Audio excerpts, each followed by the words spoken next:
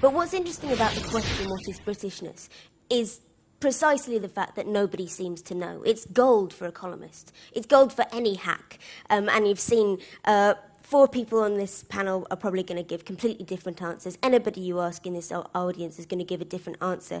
If you ask David Cameron, it's about tolerance and fairness and inviting French people in to take advantage of our lenient tax system.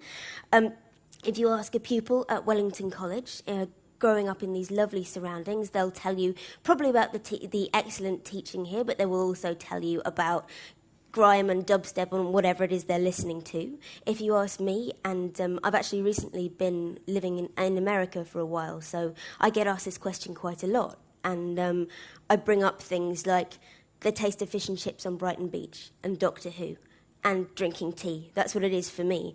If you ask somebody like my colleague Professor Starkey, it's playing xenophobia and racial prejudice for laughs.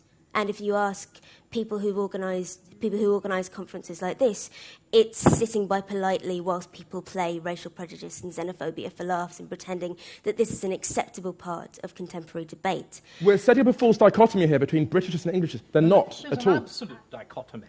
The two are completely different. There is a historic English identity which goes way back before the concept of Britain. Also, this notion of England, or indeed Britain, as uniquely a nation of immigrants is preposterous. That every European country is a blend. Of course it is. There are 2 great differences. I believe you have a house in America, Mr. Starkey. I have a house in America. I was wondering, where are you domiciled for tax purposes? I am domiciled here, and I pay full taxes. And can I just say, as you have chosen to be personal and invidious, let me share a little story with you.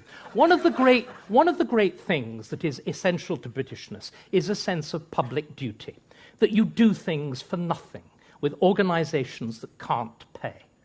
Ms. Penny, who has been advertising these great left-wing virtues, and I, were due to debate for a very impoverished little society called the Thomas Paine Society on the virtues of a republic on the one hand and a monarchy on the other.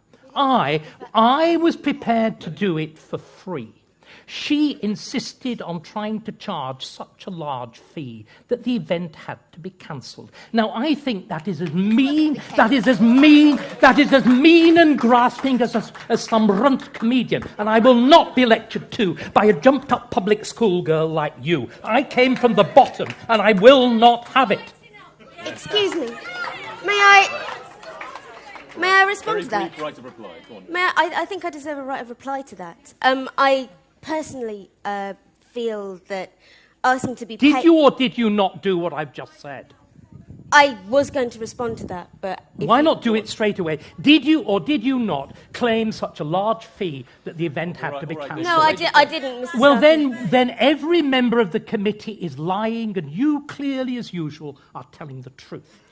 No, this is not what was said to me. I have emails. That wonderful, wonderful method of tracking. To it, Laurie. I don't think I'm going to respond to it. One of the reasons the event was cancelled partly because they couldn't find a speaker in time because they were trying to fly me out, and part of the reason that the cost for that on top of my being asked to be paid for 2 days' work because I actually don't earn very much.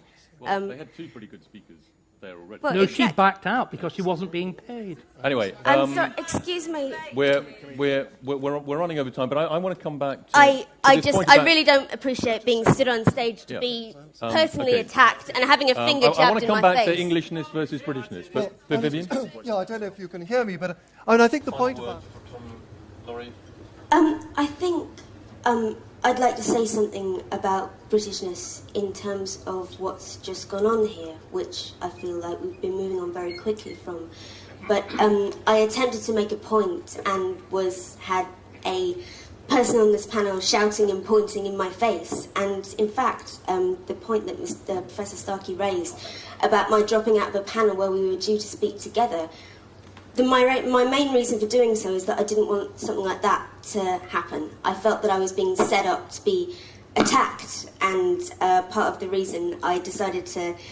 This is a difficult thing to say, and it's easier to say to event organisers that you're going to charge a ridiculous sum of money and be asked, and well, not necessarily ridiculous, but be asked to go right. on the other.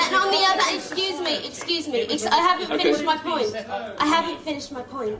My point is that this is what debates like this come down to.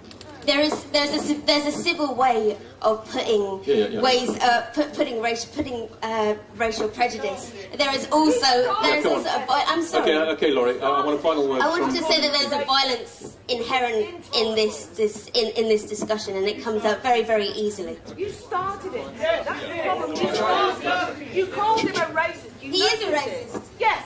He makes Okay, ladies and gentlemen, thank you very much indeed. Okay, I think what we're going to do at this point is call a halt to proceedings. I'm sure the debate is going to go on. Thank you very much to our panel. If you could show your appreciation to our panel, thank you very much. And the debate goes on. Thank you very much. We'll be back shortly.